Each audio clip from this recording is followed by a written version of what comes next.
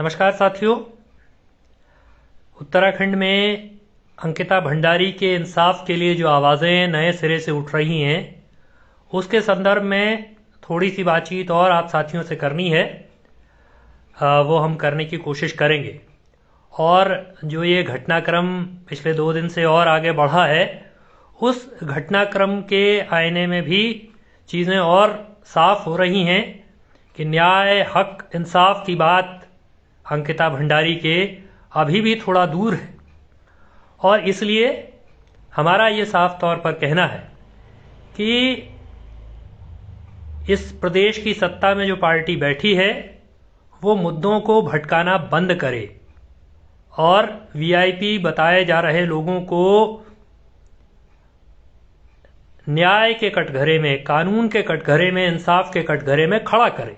इससे कम कोई बात स्वीकार्य नहीं हो सकती है। इससे कम किसी बात को स्वीकार नहीं किया जा सकता है।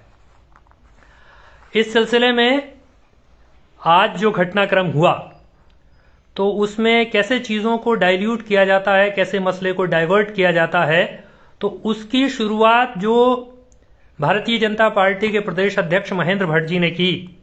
पहले उन्होंने अनुसूचित जाति के खिलाफ मामला बनाने की इसको कोशिश की। उसके बाद फिर उन्होंने कहा कि कहीं ब्राह्मण समाज भी उनके खिलाफ टिप्पणी करने से नाराज हो जाएगा। तो ये एकदम नए तरह की बात है। इस उत्तराखंड की राजनीति में कुतर्कों की इंतहा है कि अधिकतम कुतर्क क्या किए जा सकते हैं, तो वो अधिकतम कुतर्क करके भारतीय जनता पार्टी के लोग दिखा रहे हैं। महेंद्र भट्ट जी ने उसकी शुरुआत की। और आज खजान दास साहब ने भी एक प्रेस कॉन्फ्रेंस किया और उन्होंने महेंद्र भट्ट जी द्वारा खींची गई लाइन को थोड़ा और आगे बढ़ाने की कोशिश की। उन्होंने भी उस कुतर्क की लाइन को थोड़ा और आगे बढ़ाने की कोशिश की। मैंने पिछली बार भी जब फेसबुक लाइव किया, तब भी इस बात को कहा था कि ये जो कोशिश है कि इस सारे मसले को 2 पार्टियों के बीच का मसला बना दिया जाए, तो ये कतई स्वीकार्य नहीं हो सकता। ये भाजपा और कांग्रेस की बात नहीं है। ये उत्तराखंड की अस्मिता, उत्तराखंड की महिलाओं, उत्तराखंड की बेटियों की मान सम्मान, सुरक्षा का सवाल है। ये कोई 2 पार्टियों के बीच की चुनावी लड़ाई की बात नहीं है। लेकिन भाजपा हमेशा ये कोशिश करती है कि वो 2 पार्टियों के बीच को, सारे मुद्दों को 2 पार्टियों के बीच में समेट दे और उसके बाद फिर तो उसका वर्चस्व स्थापित हो ही जाएगा। तो इस कोशिश को सिरे से खारिज किया जाना चाहिए। ये अंकिता भंडारी के न्याय इंसाफ की बात है। और इसमें जो भी बातें सामने आई, तो वो तो पहले भी मैंने कहा कि भारतीय जनता पार्टी के भीतर से ही आ रही हैं। जो भी तथ्य निकल करके आ रहे हैं, वो भारतीय जनता पार्टी के भीतर से निकल करके आ रहे हैं। उसके भीतर जो भी झगड़ा हुआ, जो भी लड़ाइयां हुई, वो सब अपनी जगह है। वहां किस तरह की गंदगी है, वो रोज वो जो मोहतरमा है उर्मिला सनावर, वो जो ऑडियो जारी कर रही हैं, उन ऑडियो से पता चल रहा है कि वो भारतीय जनता पार्टी के दायरे में किस तरह की गंदगी, किस तरह की गलाजत वहां पसरी हुई है।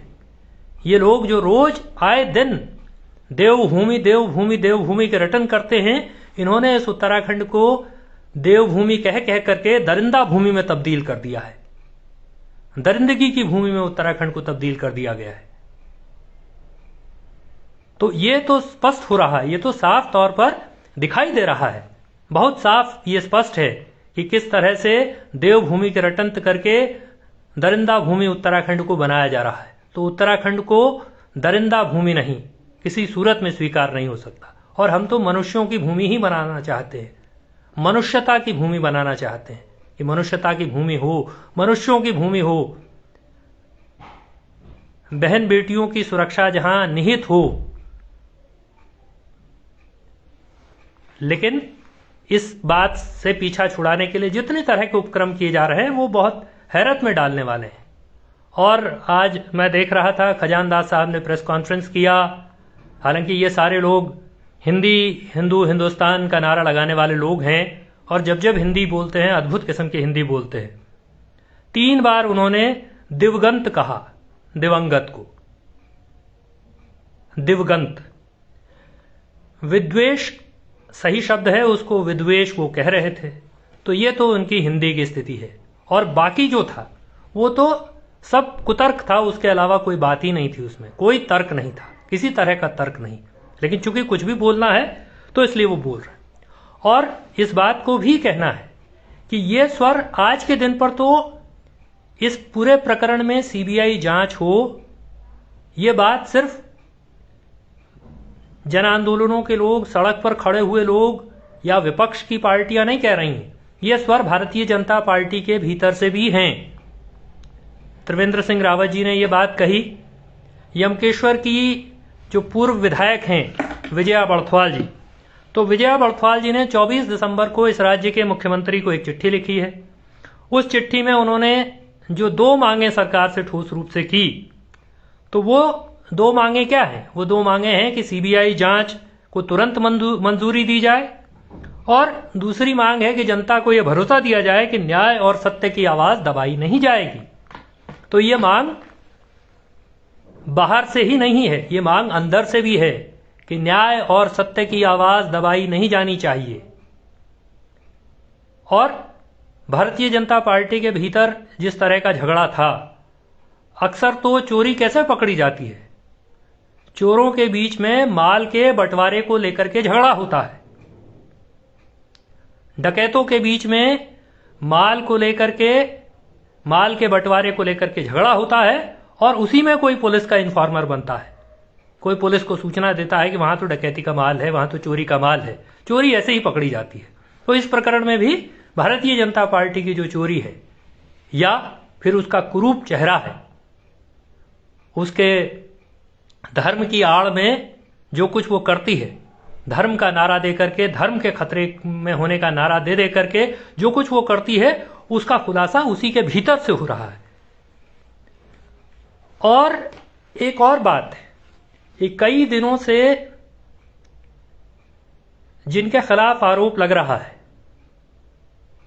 हालांकि आरोप की बात तो अब थोड़ा और आगे बढ़ गई है, लेकिन जिनके खिलाफ आरोप लग रहा है, जिनको शुरुआती तौर पर गट्टू कहा गया, जिनको इस प्रकरण में वीआईपी कहा जा रहा है, हालांकि और जैसा मैंने कहा कि वो भाजपा के भीतर के लोग उनको वीआईपी कह रहे हैं। तो अब देखिए, वो तो जो भाषा है, ये जो गट्टू फट्टू भट्टू लट्टू टाइप की जो भाषा है, उस भाषा से विमर्श को दूसरी तरफ उसको हल्का नहीं होने देना चाहिए। ये बहुत गंभीर मसला है। तो इसलिए जिनको शुरुआती तौर पर गट्टू कहा गया और जिनको वीआईपी के तौर पर चिन्हित किया गया, जिनकी शनाख्त वीआईपी के तौर पर बीजेपी के ही लोग कर रहे हैं, इस बात को समझना चाहिए कि उर्मिला सनावर जो कुछ सार्वजनिक कर रही हैं, वो ऑडियो में बोलने वाले व्यक्ति सुरेश राठौर हैं। ऑडियो में उनकी आवाज है, वो सारी कहानी सुना रहे हैं। तो हमने पहले भी कहा कि उन ऑडियो की भी फॉरेंसिक जांच होनी चाहिए। वो ऑडियो कोई जांच के दायरे से परे नहीं है, उन ऑडियो की जांच होनी चाहिए। लेकिन उसके साथ साथ उन ऑडियोज के जरिए ही यह खुलासा हो रहा है। तो उन ऑडियोज में जिन 2 व्यक्तियों को वीआईपी के तौर पर चिन्हित किया गया, उनमें से एक व्यक्ति ने आज बोला। एक व्यक्ति का नाम तो बहुत पहले से बोला जाता रहा। अंकिता भंडारी की माताजी ने एक व्यक्ति का नाम लिया जो भाजपा के संगठन महामंत्री हैं, और इन ऑडियोज में सुना जा सकता है उनका नाम भी, सुरेश राठौर के मुंह से उन व्यक्ति का नाम भी इन ऑडियोज में दोबारा से सुना जा सकता है।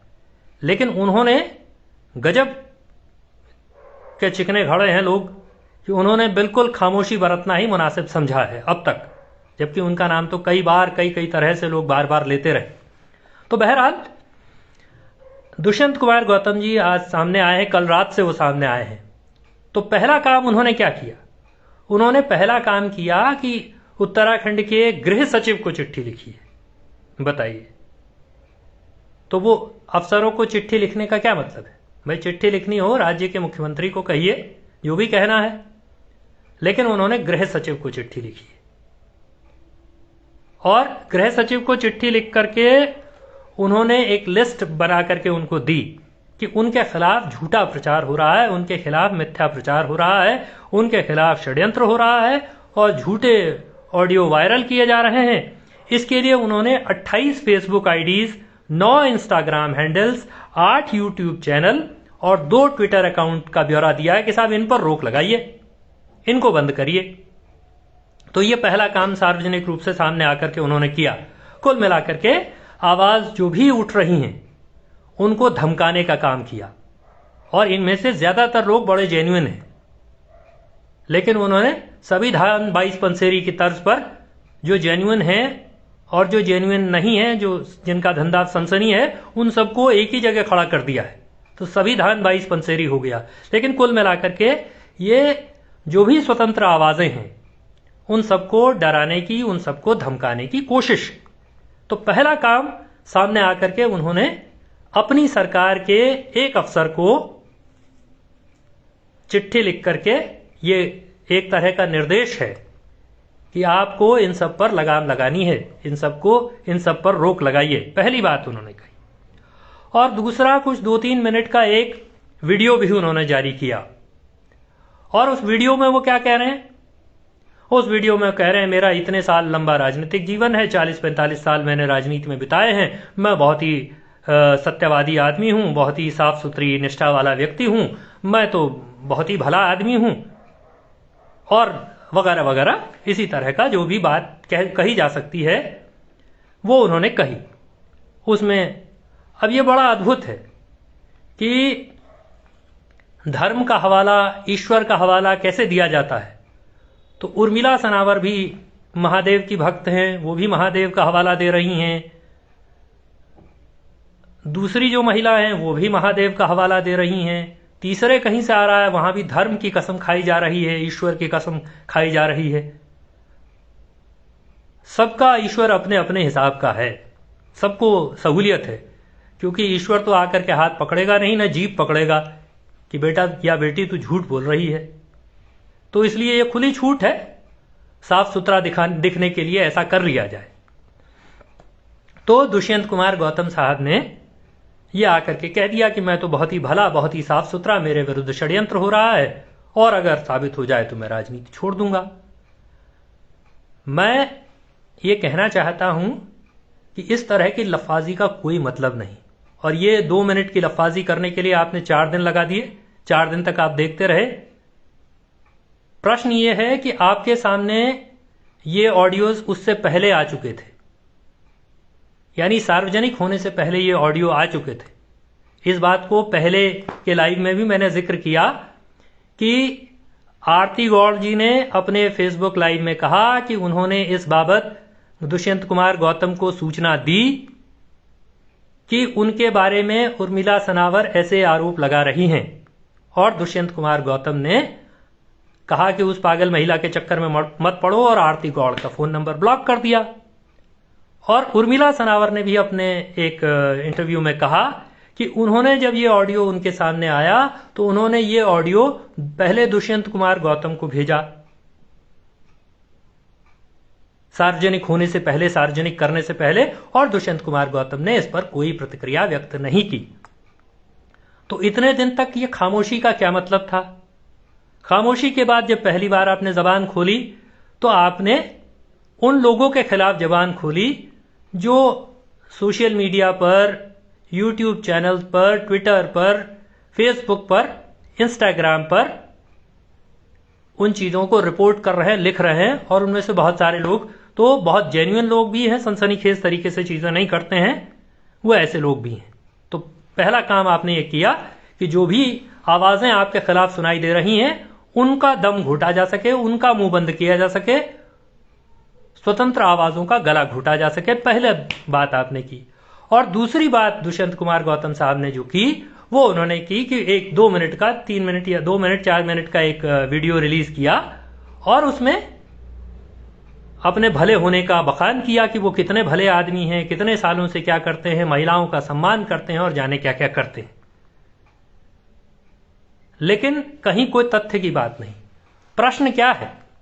तो प्रश्न पहला मैंने पूछा कि भाई 4 दिन तक आप खामोशी, चुप्पी क्यों बरते रहे? जिस दिन आपके खिलाफ आरोप आ रहा था फेसबुक पर, आप किसान दिवस की बधाई दे रहे थे, चौधरी चरण सिंह को उनके जन्मदिन की बधाई का मैसेज फ्लोट कर रहे थे, उसके अलावा आप कुछ नहीं कर रहे थे। तो ऐसा कैसे हो सकता है? दूसरा प्रश्न यह है, बात ये ऑडियो और वो ऑडियो तो अपनी जगह है, उनकी जांच भी अपनी जगह है। दुष्यंत कुमार गौतम और अजय कुमार जी को यह बताना चाहिए कि वो उस तारीख पर कहां थे जिस तारीख पर अंकिता भंडारी को स्पेशल सर्विस देने के लिए विवश किया गया।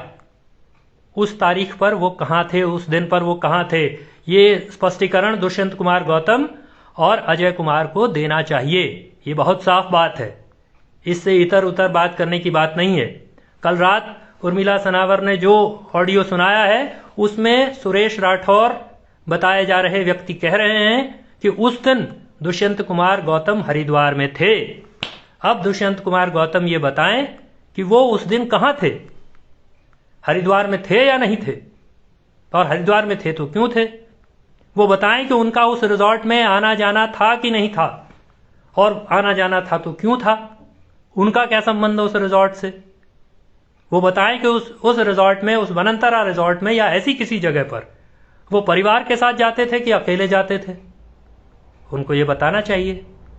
ये कह करके नहीं चलेगा कि मैं दिल पर हाथ रख करके कहता हूं कि मैं तो बहुत ही भला आदमी हूं, दुनिया में मुझसे भला कोई नहीं है, दुनिया में मुझसे सीधा सरल सज्जन कोई नहीं है। ये बकवास बात है, इसका कोई मतलब नहीं, ये कोई सफाई नहीं है।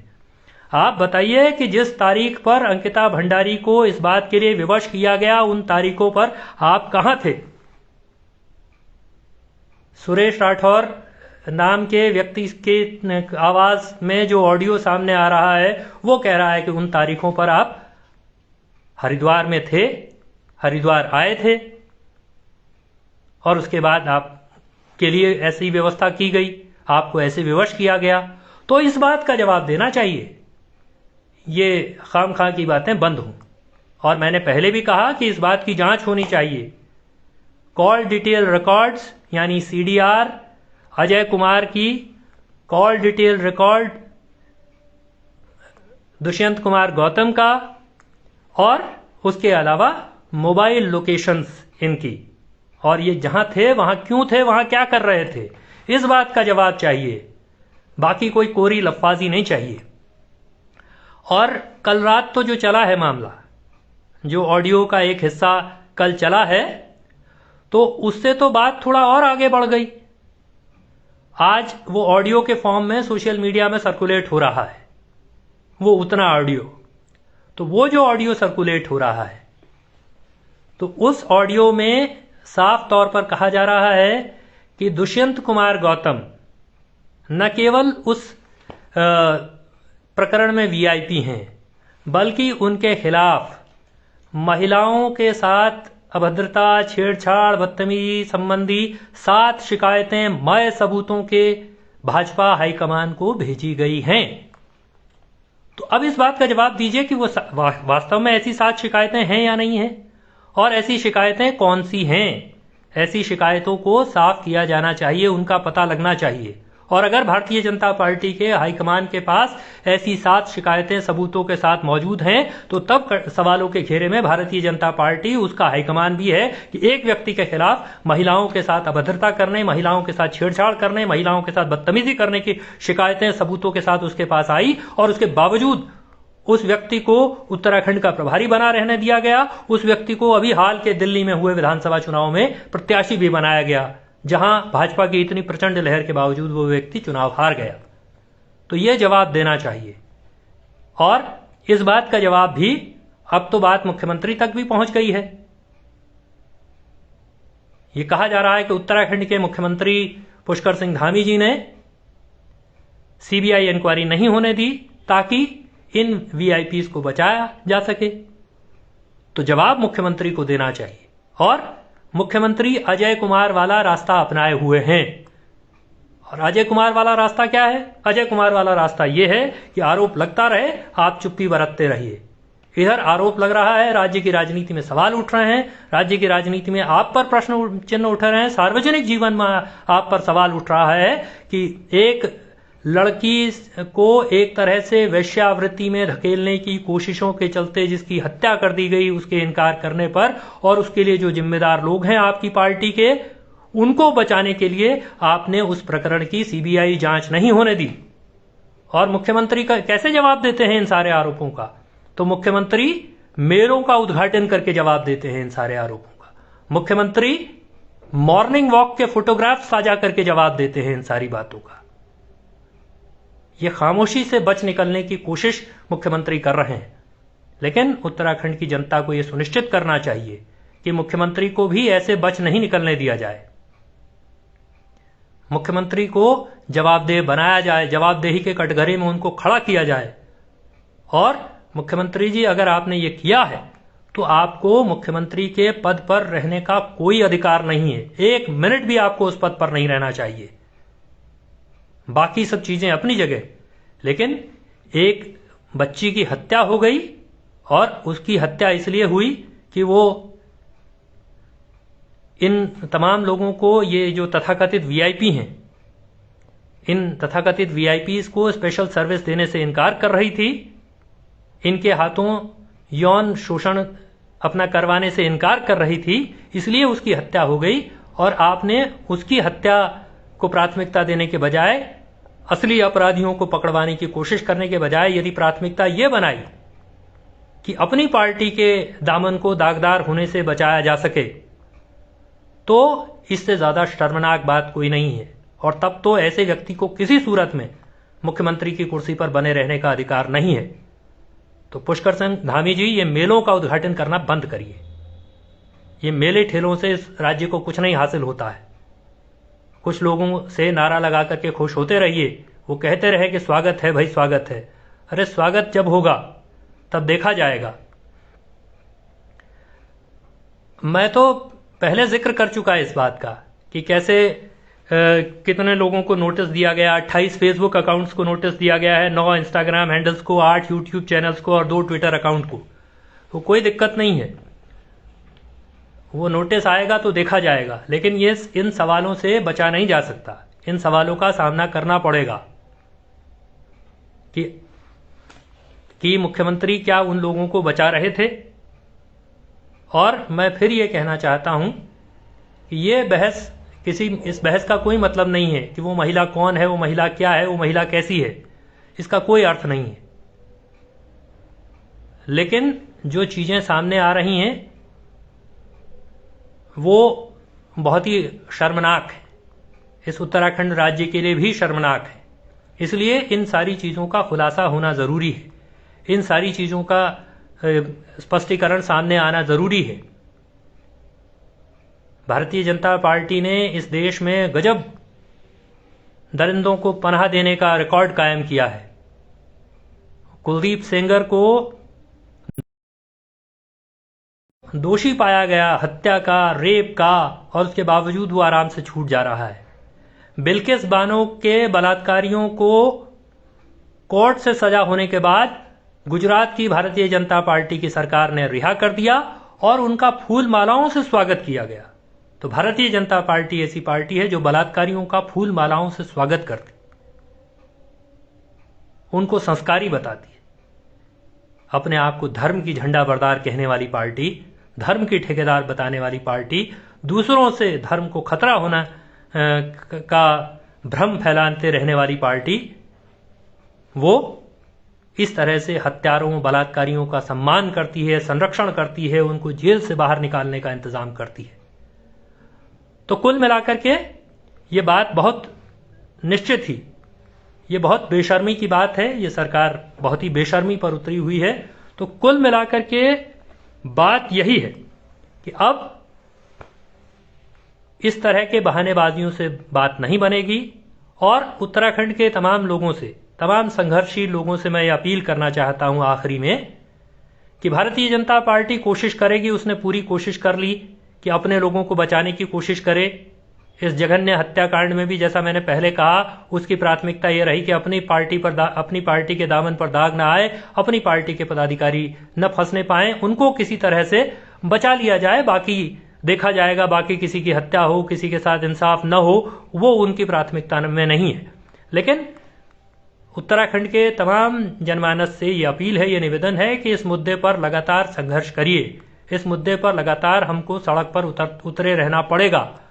और आप याद रखिए कि अगर एक छोटी सी बात के लिए विधानसभा के भीतर प्रेमचंद अग्रवाल ने गाली दी, असंसदीय शब्दों का प्रयोग किया और उसके बावजूद उनका बचाव करने की जितनी कोशिश की जा सकती थी उतनी कोशिश की गई, लेकिन अंततः जनता का दबाव था, सड़क पर लोगों का दबाव था। सदन के भीतर तो उतना दबाव नहीं था, लेकिन सड़क पर लोगों का दबाव था, तो प्रेमचंद अग्रवाल को कुर्सी से हटाना पड़ा। इस मामले में भी सड़क पर हम दबाव बना करके रखेंगे तो विधानसभा के भीतर कितने ही उनके संरक्षक लोग बैठे हों, सरकार में सत्ता में कितने ही लोग उनके संरक्षण में बैठे हों, लेकिन सड़क के दबाव से अंततः सीबीआई इंक्वायरी करानी पड़ेगी, सुप्रीम कोर्ट की निगरानी में सीबीआई इंक्वायरी करानी पड़ेगी और इस बात का खुलासा होगा कि ये लोग इस तरह के जघन्य अपराध में, इस तरह के शर्मनाक अपराध में लिप्त थे। ये नैतिकता की बातें वीडियो जारी करके करते रहें, लेकिन इनका असली वो तभी है जब कानून के दायरे में आएंगे, जब इस बात का परीक्षण होगा कि उस तारीख पर ये लोग कहां थे, जब इस बात का परीक्षण होगा कि इनके कॉल डिटेल रिकॉर्ड्स क्या बता रहे हैं, इनका मोबाइल लोकेशन क्या बता रहा है, और ये जांच के जरिए सुनिश्चित होगा। इसलिए उत्तराखंडी जनमानस से ये अपील है कि ये दबाव बना रहना चाहिए, सड़क पर आंदोलन का दबाव बना रहना चाहिए। हमारे पास आंदोलन संघर्ष के अलावा कोई रास्ता नहीं है। सत्ता में ऐसे लोग हैं, ऐसे बेशर्म लोग हैं जो अपराधियों का संरक्षण करने का, जिनका इस राज्य के भीतर ही नहीं पूरे देश में इतिहास है, और वो इसी बेशर्मी के साथ इस राज्य के भीतर भी बचाव करना चाहते हैं। वो जाति के मसले पर चीजों को उलझा देना चाहते हैं, वो दूसरे मसलों पर सत्ता और मुख्य विपक्षी पार्टी के बीच सारे संघर्ष को समेट करके उसको उलझा देना चाहते हैं, लेकिन लोगों को इस ट्रैप में, इस जाल में नहीं फंसना चाहिए और सही मसलों पर लगातार संघर्ष करना चाहिए ताकि अंकिता भंडारी के लिए न्याय सुनिश्चित हो सके और इस राज्य के भीतर महिलाओं के साथ, बच्चियों के साथ इस तरह की दरिंदगी करने वाले लोगों को समाज में खुला घूमने की छूट नहीं होनी चाहिए। उन पर अंकुश लगाया जा सके, उनको कानून की सलाखों के पीछे, कानून के कटघरे के पीछे खड़ा किया जा सके, इसके लिए ये बहुत जरूरी है। वरना इस राज्य की राजनीति में जिस तरह की गंदगी, जिस तरह की गलाजत भारतीय जनता पार्टी ने परोस दी है, वो शर्मनाक है। आप उन ऑडियोज को सुन करके सभ्य समाज में उनको सुनना भी अपने लिए शर्मिंदगी जैसा प्रतीत होता है कि हम कहां पहुंच गए, इन 25 सालों में हमको कहां पहुंचा दिया गया। इसलिए इस गलाजत से बाहर निकलने का यही रास्ता है कि ये ऐसी गंदगी करने वालों को सिर्फ इस आधार पर कि उनके पास सत्ता की ताकत है, उनको छूटने नहीं दिया जाना चाहिए, उनको बचने नहीं दिया जाना चाहिए। सड़क पर उनको कानून के कटघरे में पहुंचाने का इंतजाम सड़क की आवाज के जरिए, सड़क के संघर्ष के जरिए, कानून के कटघरे के पीछे उनको खड़ा करने का इंतजाम किया जाना चाहिए।